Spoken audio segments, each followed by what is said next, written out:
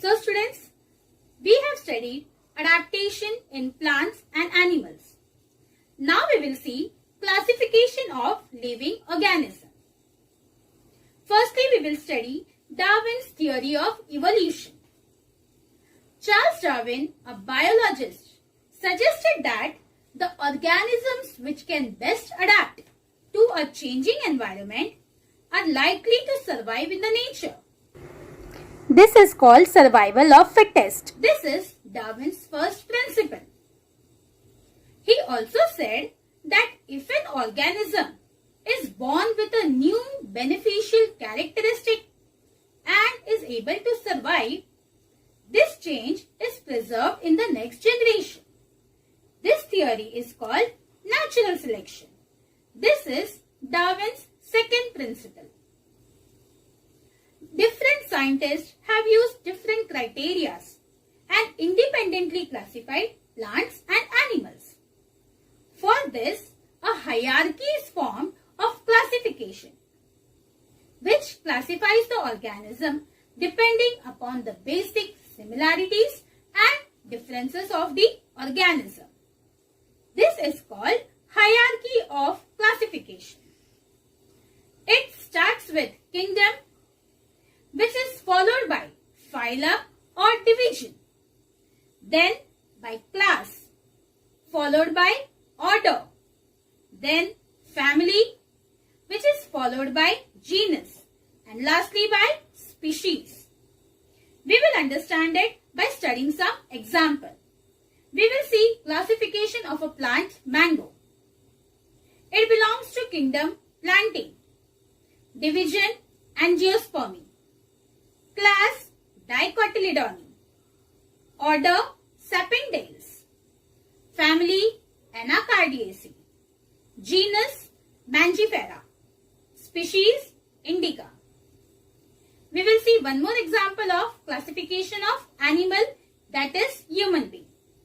It belongs to kingdom Animalia, phylum Chordata, class Mammalia, order Primates, family Hominidae, genus Homo, species Sapiens. Next we will see the binomial nomenclature given by Carl Linnaeus. Binomial nomenclature is used to identify each organism without any confusion. In this, each and every organism is assigned with a scientific name, which consists of two parts, genus and species. Let us see few examples of it. Living things with their scientific name. Dog is called Canis lupus familiaris. Cow called as Bos taurus. Hibiscus called as Hibiscus rosa sinensis. Jawar called as Sorghum bicolor. In this way, each and every living organism are classified with their genus and species name. So students, you must have understood the adaptation of plants, adaptation of animals, and classification of living organisms. So now we will end up this lesson with a song on adaptation.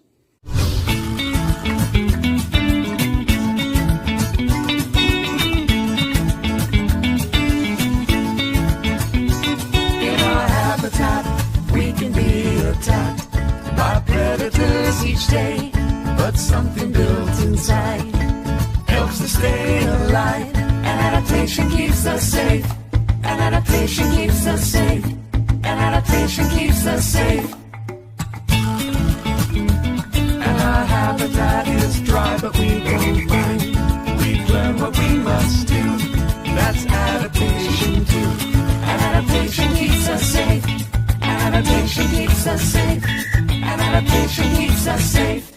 Life is full of color, and if I can be green, on a green leaf no predator will ever see.